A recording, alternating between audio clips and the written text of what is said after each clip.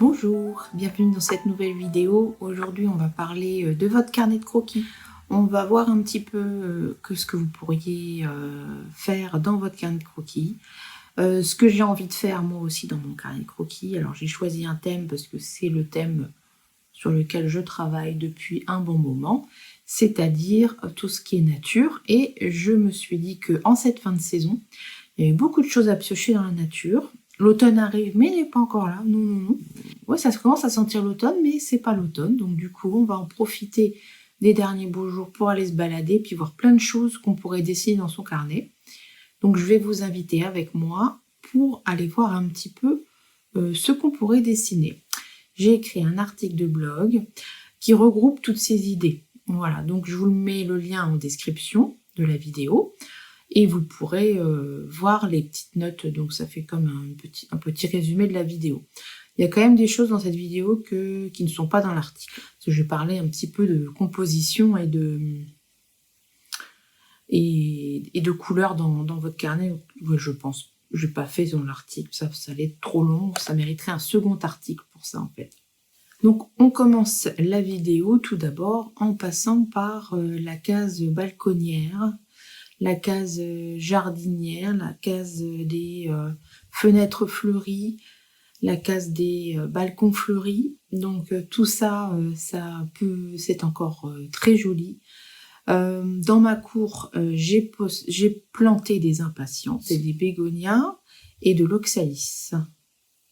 Et après des grosses marguerites, mais je n'ai plus le nom en tête, qui n'ont pas vraiment réussi, parce qu'il y a eu beaucoup de feuillage, mais très peu de floraison.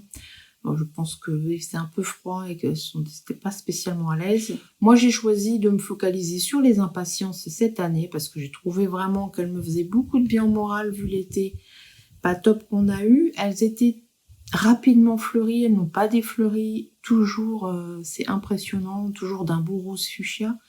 C'était vraiment magnifique. Donc, c'est la première des idées que j'ai pour vous, c'est-à-dire donc les impatiences, mais ça peut être aussi tout ce que vous avez dans vos jardinières, les géraniums zonales, donc les grosses boules de fleurs, le géranium lair qui descend en cascade, ça peut être des pétunias, ça peut être le surfina, qui est une espèce de pétunia plus petit qui descend aussi en cascade. Ça, c'est les plus basiques, ça peut être de l'œillet d'Inde, ça peut être... tout ce qu'on peut trouver sur les balcons, qui se vend facilement, qui est facile de culture. Donc ça, c'est ma première idée, c'est d'aller se promener en ville, comme là, je vous mets la photo de ce que j'ai trouvé en ville en me baladant. J'ai bien aimé parce qu'il y a un peu de tout, voilà. Il y a du feuillage, il y a du lierre, il y a beaucoup de surfina. Donc c'est vraiment très joli comme composition dans les tons roses, mais vous avez plein d'autres choses, vous pouvez vous inspirer.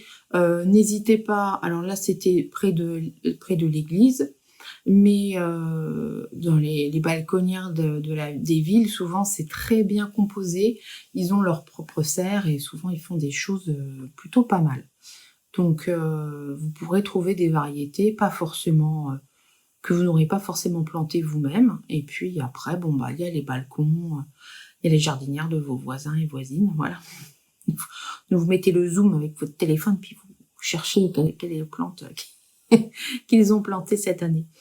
Voilà, donc ça c'est ma première idée. Donc moi je pars sur l'impatience, mais je vous en ai donné d'autres. Le géranium, je l'avais dessiné, c'était un géranium lierre, dans la fiche d'été, qui est toujours disponible sur ma boutique. La fiche d'été, elle regroupait des idées que je vais vous donner là. Mais il y avait aussi des cerises, mais les cerises, comme elles sont plus là maintenant, je les ai pas incluses. Mais on va reparler de ce qu'il y a maintenant en ce moment au verger, qui est tout aussi intéressant. Donc, on va continuer. Donc, on a fait tout ce qui est balconnière. On va continuer dans le jardin d'ornement. Donc, on va aller du côté des haies, des buissons fleuris. En ce moment, il y a toujours le millepertuis qui fleurit. Il y en a d'autres, mais j'ai vu que le millepertuis. En ce moment, je vois que ça. Donc, c'est les grosses fleurs jaunes à 5 pétales qui sont plutôt faciles à dessiner. Et puis après, par contre, c'est le jaune. Les nuances de jaune qui peuvent être très intéressantes à faire à l'aquarelle ou un autre médium, à la gouache ou autre. Ça dépend comment vous peignez, mais ça peut être intéressant de se focaliser sur toutes ces nuances de jaune. Le jaune et le vert vont bien ensemble et si vous pourrez trouver un vert qui tranche bien, ça peut faire un contraste assez intéressant. Peut-être même faire un fond vert d'abord et faire ressortir la fleur jaune. Moi, j'avais essayé dans mon carnet, donc j'ai pas fait de fond sur le coup. Puis après, je me dis, je vais faire un fond un peu rouge, un peu brun. Ça n'a pas réussi du tout. J'ai fait ça, mais j'ai raté. C'est pas grave. Voilà. Je referai une feuille de millepertuis, c'est facile à dessiner. Je referai quelque chose. Donc après, vous pouvez me faire un fond, mais je conseille quand même de limiter les couleurs parce que moins de couleurs, limiter sa palette est un très bon conseil à donner à tous les personnes qui veulent commencer le dessin. On a tendance à vouloir mettre énormément de choses et puis finalement de couleurs et puis finalement on se perd. Hein. C'est vrai que par exemple là on croit qu'il y a beaucoup de couleurs mais il n'y a pas beaucoup de couleurs en fait. Il y a une palette de vert, ça c'est mon affiche d'été, hein. Une palette de vert qui va du bleu jusqu'au jaune et dans les tons jaunes ça passe à l'orangé, au rouge et au marron. Donc en fait finalement la palette est très resserrée. Les limitations pour un artiste c'est plutôt bon, hein. Qu'on limite le matériel au maximum, c'est plutôt pas mal, ça nous permet de nous adapter, de créer des choses plus facilement. C'est pareil quand j'ai un client et qui me dit oh, bah tu fais ce que tu veux, bah je peux partir dans tous les sens. Alors que si j'ai un brief bien précis, tout de ce qu'il faut, etc., du style, ça va beaucoup mieux parce que du coup je me sens plus, je pars pas dans tous les sens quoi. Donc c'est pareil pour votre carnet de croquis. Pour pas partir dans tous les sens, limiter la palette. Vous vous dites, bon, bah, je veux faire le millepertuis. Ma couleur principale, ça va être du jaune. Et le vert, c'est du jaune et du bleu. Donc, je peux rajouter toute la palette entre le bleu et le vert. Un bleu foncé, pourquoi pas me dire, mais pas aller au-delà, pas rajouter un rouge qui n'a rien à voir comme j'ai fait. Voilà, ça permet d'être un peu plus cohérent et d'avoir un meilleur rendu.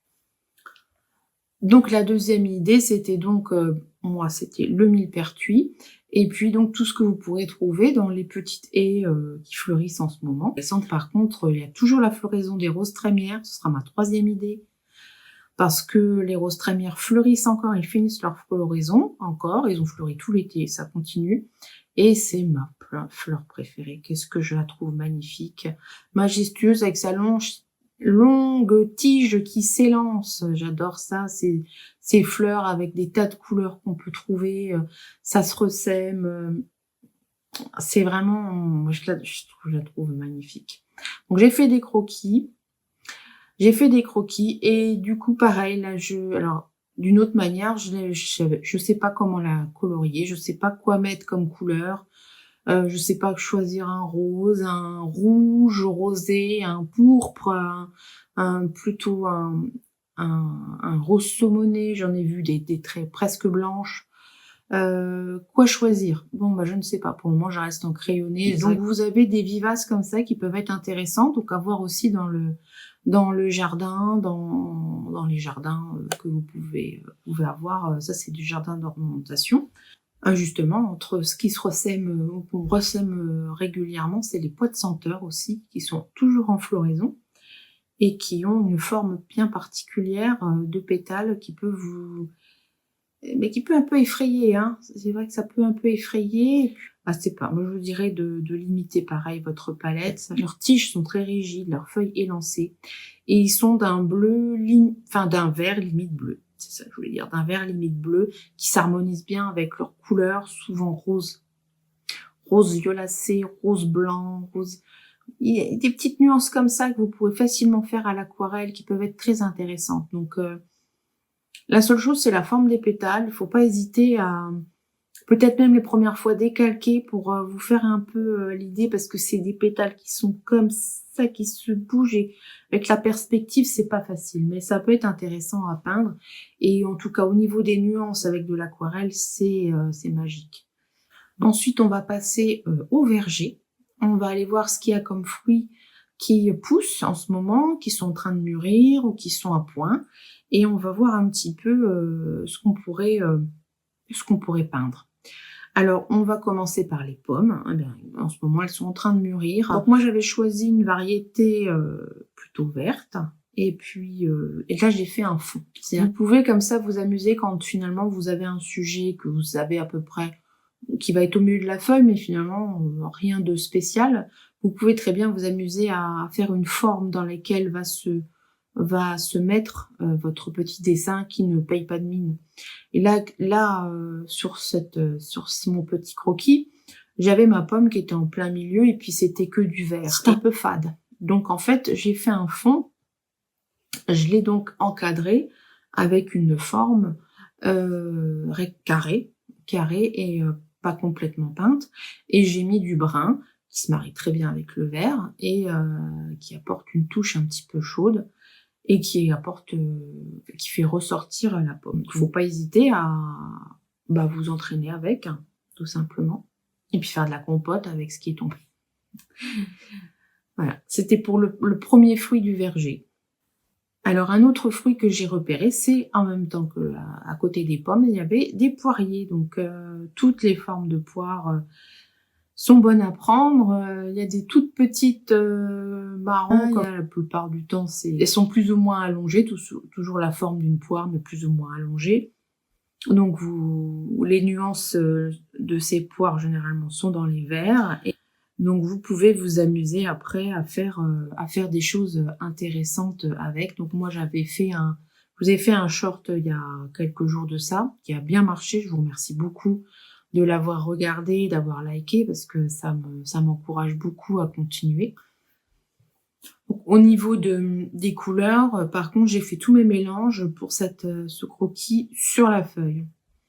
Donc c'était suffisamment humide et j'ai mélangé du jaune, du vert, du marron, différentes sortes de marron, marron plus rouge et l'autre un peu plus sépia, un peu plus terre, on va dire. On voit bien donc dans ce short là que j'ai utilisé 2 pages de mon carnet pour faire vraiment quelque chose de 16/9, hein, pour vraiment que la branche me fasse ma ligne continue. C'est vrai que c'est un aspect de composition qui peut être pas mal, de changer un petit peu.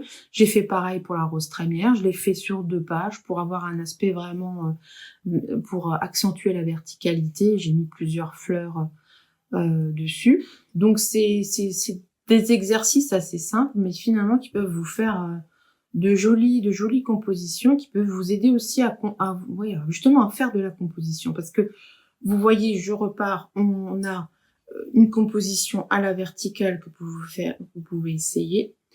Vous avez la composition du fruit au milieu et puis d'un cadre que vous pouvez faire carré ou rond ou quelque chose qui l'encadre avec un fond qui contraste un petit peu mais qui s'harmonise avec le sujet que vous avez peint. Donc et après vous pouvez très bien faire une composition sur votre feuille plus sur le côté, enfin il y a des choses différentes que vous pouvez tester dans votre carnet de croquis en fonction de ce que vous voulez composer. Ensuite, on continue au verger et là, on va aller voir les prunes.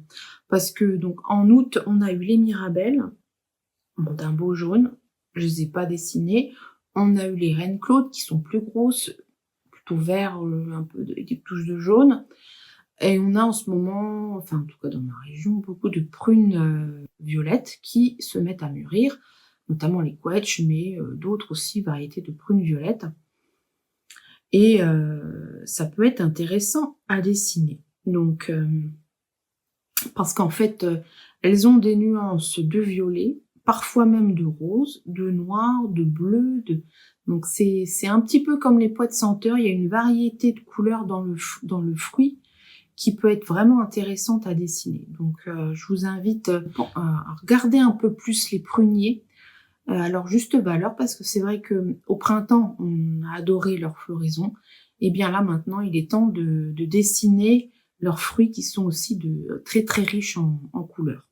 Alors là, oui, c'est une chose que j'ai pas dite, c'est qu'effectivement si vous n'avez pas de verger, il y a beaucoup de pruniers sauvages le long des haies en campagne. Et là, on peut aussi parler des baies qui sont en train de se former de tous les arbustes qui ont fleuri au printemps. Bon, forcément, il y a les mûres qui commencent à venir, Donc ça aussi, vous pouvez les photographier et les dessiner et les peindre. Mais aussi, moi, j'ai repéré l'aubépine. L'aubépine, actuellement, les fruits, ils sont d'un rouge orangé très joli. Et ça peut être très intéressant parce que ça change un petit peu. Ça fait des buissons, quand ils sont grands, énormes, avec plein de fruits rouges. On me demande ce que c'est, puis quand on apprend, je dis tiens, c'est des feuilles d'aubépine, on croirait. Et oui, ça commence. Donc le fruit commence jusqu'à devenir noir pour l'hiver et puis à nourrir les oiseaux. Donc ça, c'est pas mal aussi de voir dans les haies, quand vous vous promenez, tout ce qui peut être qui peut arriver en fruits. Et souvent, c'est des floraisons que vous avez repérées au printemps et qui vous ont plu. Donc ça donne une continuité dans votre carnet qui peut être intéressante. Si vous vous pouvez vous dire je vais dessiner les fruits cet automne et puis je vais laisser la double page du côté. Comme ça, au printemps, je dessinerai les fleurs avec un peu de feuilles, etc. Ça peut vous faire une espèce de planche de botanique qui peut être intéressante à utiliser, à croquer pour vous. Voilà. Alors là, maintenant, on va finir par les idées que vous pouvez avoir si vous avez un petit potager. Alors, tout ce que je vous ai dit, finalement, c'est valable même si vous n'avez pas de potager ni de verger, puisque vous avez les étals des magasins et vous pouvez voir ce qu'il y a de saison et puis prendre votre petite fruit, profiter de le déguster, mais aussi de le dessiner. Alors peut-être après, si vous voulez dessiner les feuilles avec, allez sur Google et recherchez les feuilles de prunier, feuilles de poirier, etc. pour avoir une idée un petit peu de comment se placent les feuilles. C'est vrai que les feuilles des poiriers se recroquevillent, elles sont pas plates. Les feuilles de pommier, c'est un peu des deux, mais souvent elles sont plates. Donc vous avez une forme un peu arrondie. Le poirier, donc, qui se recroqueville comme ça.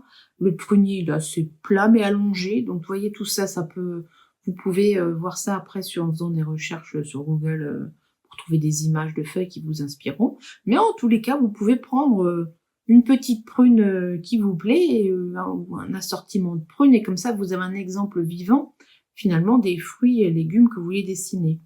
Et pareil pour le potager, là, on va parler de ce qu'il y a au niveau du potager, mais vous pouvez très bien vous inspirer de ce que vous mangez en ce moment en salade ou autre. Hein. Donc, moi, je vais vous donner 2 idées pour le potager. Je regarde mes notes, excusez-moi, normalement j'ai une idée. Là, j'ai choisi les tomates. Hein. Alors là, les variétés de tomates, vous en avez de plus en plus. Des variétés anciennes, des variétés jaunes, des variétés noires, donc des grosses variétés, les cœurs de bœuf. Donc vous avez que l'embarras du choix. Vous avez les petites tomates cerises, mais les tomates cerises jaunes, les tomates cerises plus foncées, enfin... Voilà, c'est infini comme croquis. Donc, je vous mets quelques exemples des 2 croquis que j'ai fait, que vous avez partagé dans la vidéo d'avant. Donc, je reviens pas dessus, je vous montre juste, voilà. Donc, il y avait une grosse tomate et puis il y avait les tomates cerises. Et puis plus tout ce qui part de la fiche d'été. Et puis le deuxième légume que je voulais vous partager, c'est le potimarron. Parce que, déjà parce qu'il réussit cette année, à peu près, ça pousse. Parce que les courgettes et les aubergines, dans ma région, c'est compliqué dans les potagers. Pas chez les maraîchers, il n'y a pas ça, ils savent comment faire, mais dans les potagers, généralement, beaucoup ont eu le cas, ça fleurit beaucoup, mais il n'y a pas de fruits. Donc c'est pas les courgettes, apparemment, ça n'a pas réussi partout, en tout cas dans l'est de la France. Ça n'a pas bien réussi. Donc, je ne vais pas vous conseiller d'en dessiner, mais si vous en avez, vous pouvez dessiner des courgettes, des aubergines, parce qu'en ce moment, c'est la pleine saison. Peut-être qu'il vous reste encore des concombres ou vous en avez semé à différents moments pour en avoir jusque-là et ça a marché, vous pouvez en avoir. Et puis un petit bonus, si vous n'êtes pas loin des vignes, les raisins tout doucement, ils mûrissent. Donc, vous pouvez très bien aller prendre quelques photos de vignes à côté de chez vous pour avoir les premiers raisins, ce que je n'ai pas encore fait. Hein.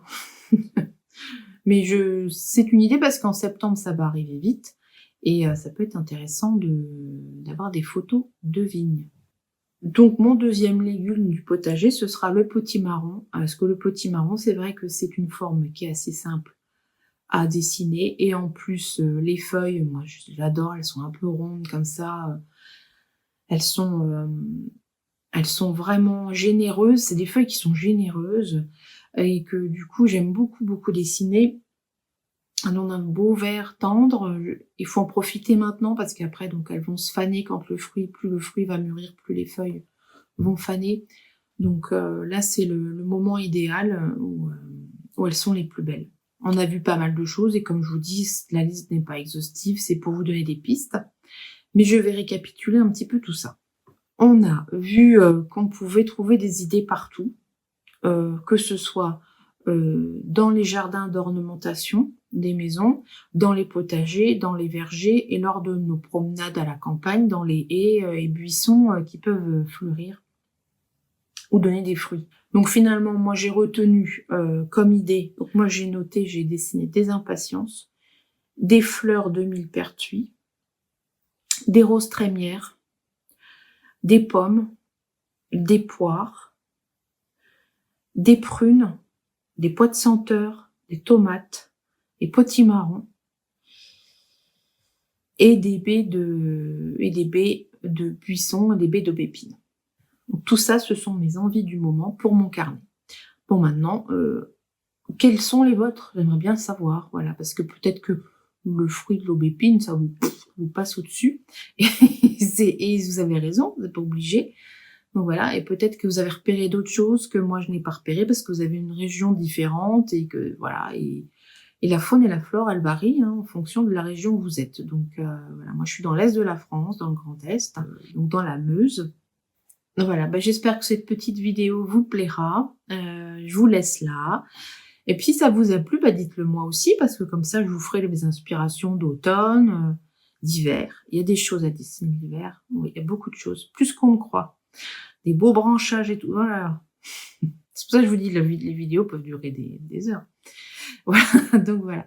Donc je vous laisse là, je vous fais des gros bisous, puis je vous dis à la prochaine vidéo. Et merci beaucoup à tous ceux qui se sont abonnés depuis ces quelques mois. C'est énorme, je vois vraiment ma chaîne décoller pas, j'étais à 5 ou 6 abonnés et d'un coup je me retrouve, alors 50, c'est pas beaucoup 50, mais c'est énorme, en 2-3 mois, pour moi c'est beaucoup, je vous remercie beaucoup d'être abonnés, ça m'encourage beaucoup et je vous dis à la prochaine vidéo parce que du coup on va booster à fond, donc on y va. Merci beaucoup, bisous, au revoir.